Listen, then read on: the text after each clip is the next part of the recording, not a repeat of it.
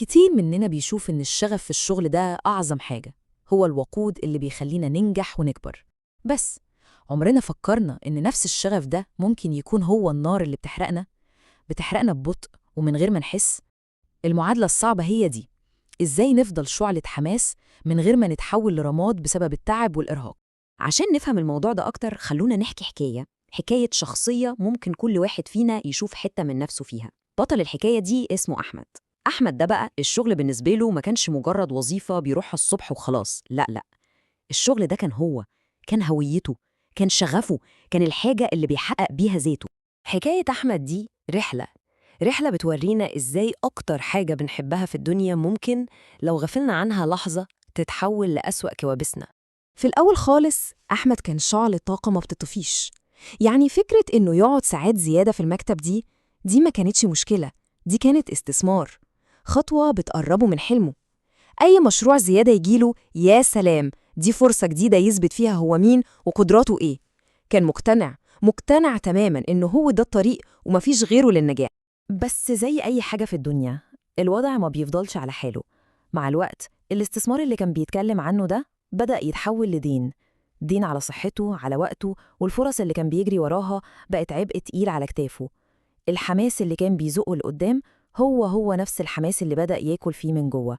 والشغف من الشغف اتحول لإحساس مستمر بالضغط والقلق. والنهاية كانت إن أحمد اتحول لشبح في حياته هو شخصياً. يعني تلاقيه قاعد وسط أهله في عزومة، جسمه موجود بس عقله في تاسك المفروض تتسلم بكرة. قاعد مع أصحابه بيضحكوا يهزروا وهو كل اللي بيفكر فيه الإيميلات اللي لازم يرد عليها. بالتدريج فقد الاتصال بكل حاجة، وأهمهم بنفسه. طيب، الحالة اللي وصل لها أحمد دي هل هي مجرد تعب، شوية إرهاق وهيروحوا؟ لأ، اللي حصل لأحمد ده ليه اسم علمي، ودي حالة أخطر بكتير من مجرد تعب. دي حاجة كده بتتسلل لحياتنا في صمت، عشان كده بيسموها القاتل الصامت. الاحتراق الوظيفي أو البيرن أوت هو ببساطة حالة من الاستنزاف الكامل.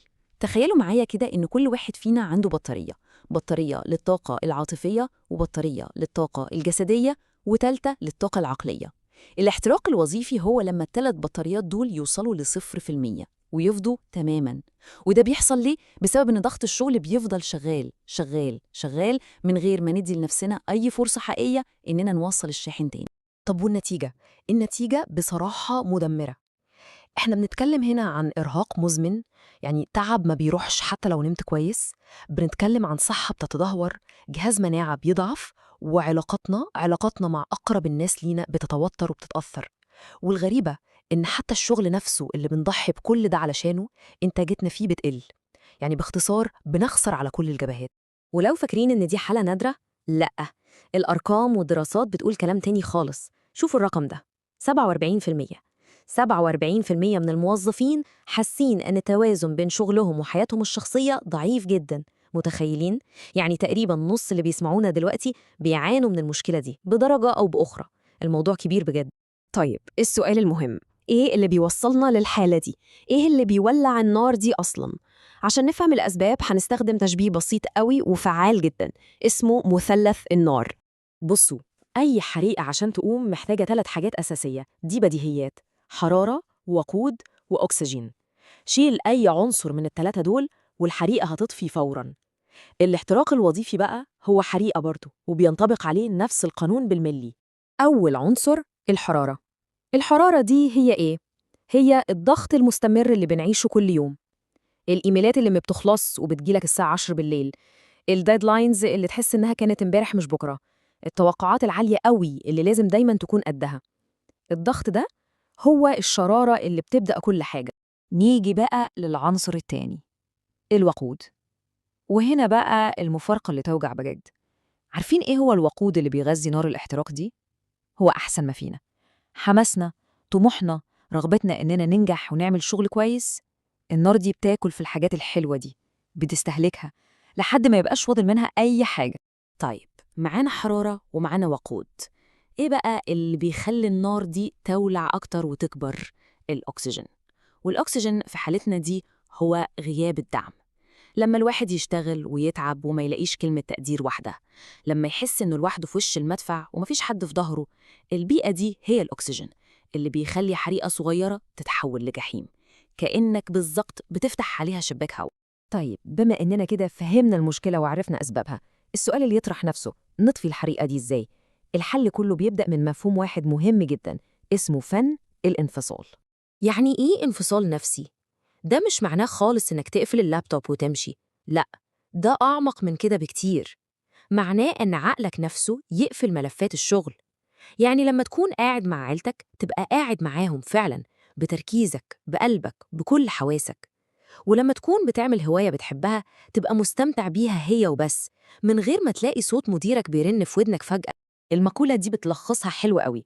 تجربة الانفصال النفسي ممكن نوصفها بإنك بتدوس على زرار الإيقاف. بالظبط كده. تخيل إن في زرار أوف في دماغك خاص بالشغل، أول ما يومك يخلص تدوس عليه. الفكرة دي هي أساس التعافي، والأهم من التعافي هي أساس الوقاية. كلام جميل، بس إزاي نعمل كده على أرض الواقع؟ إزاي نوصل لمرحلة الانفصال دي؟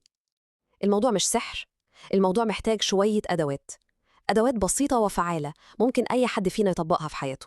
أول وأهم أداة في الصندوق ده هي وضع الحدود. بصوا على المقارنة دي، الفرق واضح بين السلوكيات اللي بتودي للاحتراق والحدود الصحية. بدل ما نوافق على أي طلب يجيلنا عشان ما نزعلش حد، لازم نتعلم نقول لأ باحترام.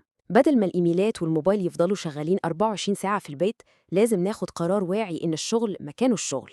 الفكرة كلها إننا نرسم خط واضح، خط فاصل بين حياتنا المهنية وحياتنا الشخصية.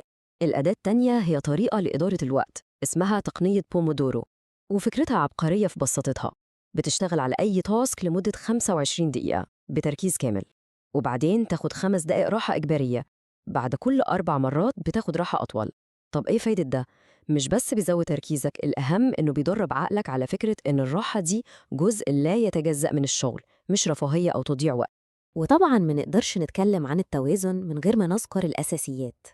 الرعاية الذاتية، الكلمة دي ممكن تكون بقت موضة، بس هي في الحقيقة درع الوقاية بتاعنا. بنتكلم عن إيه؟ عن نوم كافي وجودته كويسة، عن أكل صحي بجد، عن حركة ورياضة منتظمة، وعن تخصيص وقت حتى لو قليل لهواية أو حاجة بنحبها. الحاجات دي مش كماليات، دي اللي بتبني قدرتنا على مواجهة ضغوط الحياة. بس هل الحل كله في إيدينا إحنا كأفراد وبس؟ يعني لو عملنا كل ده، هل المشكلة هتتحل؟ الحقيقة لأ.